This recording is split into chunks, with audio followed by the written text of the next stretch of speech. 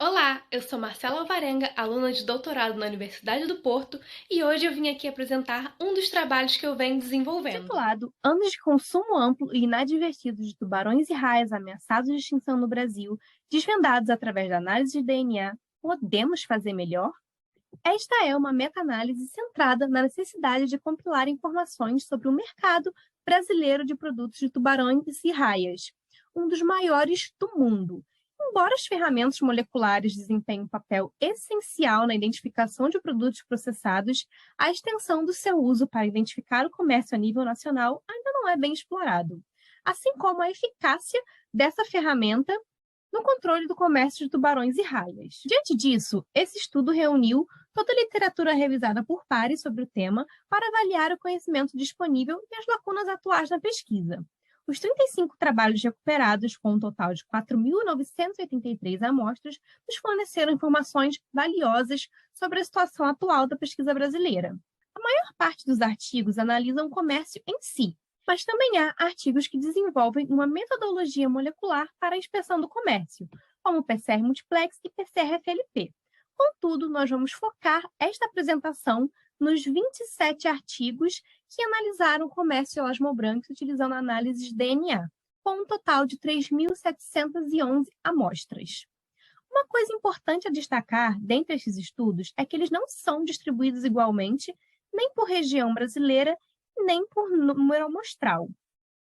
E uma situação particularmente alarmante ocorre no Nordeste do Brasil, onde há uma alta diversidade endêmica e poucos estudos são cobertos para entender a extensão do comércio por lá.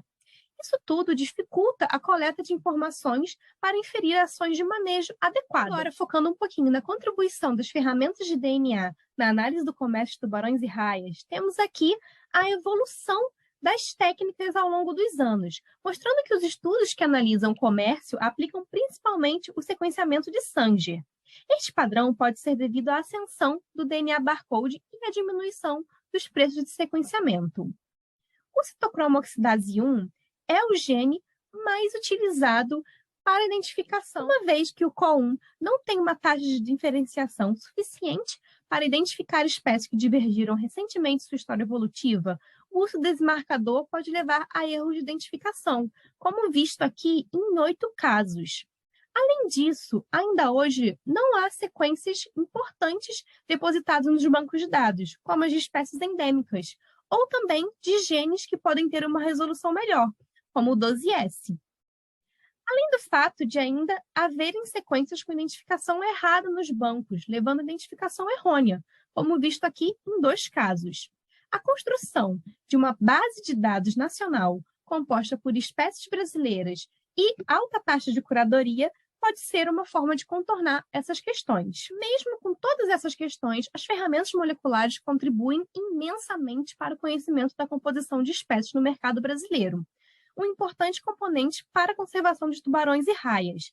Destacamos aqui a captura contínua de espécies ameaçadas e endêmicas, com destaque para os cações, anjo e as violas. E mais uma vez a gente vê aqui a disparidade entre o total de número de amostras e de espécies por artigo.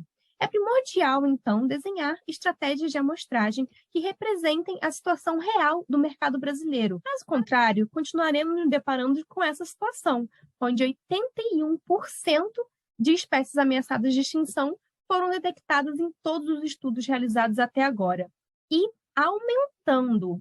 Aqui nesse gráfico, podemos verificar que espécies que não estavam ameaçadas na época de sua publicação, agora estão ameaçadas. Isso ocorreu até mesmo em artigos publicados em 2021. Aqui temos esse cenário um pouco mais detalhado, mostrando que várias espécies não ameaçadas, em verde, na época de sua publicação, agora estão, sim, ameaçadas, aqui em tons mais quentes. Inclusive, espécies pouco preocupantes se tornando ameaçadas de extinção, como o caso do Rhizopranodon porosus, que passou de menos preocupante para vulnerável em menos de 3 anos. Em 2022, após a última avaliação da IUCN, podemos ver a diminuição de espécies com dados deficientes, mas um grande número de espécies ameaçadas, confirmando que todos esses trabalhos vêm alarmando ao longo dos anos. O comércio de tubarões e raias precisa de atenção e nós precisamos agir agora. Vamos discutir como podemos fazer melhor? Eu agradeço, então, deixando meus dados de contato para poder seguirmos com a discussão sobre tubarões e raias e também vários outros assuntos interessantes que eu tenho trabalhado, como genômica, evolução, museômica, coloração e conservação. Obrigada!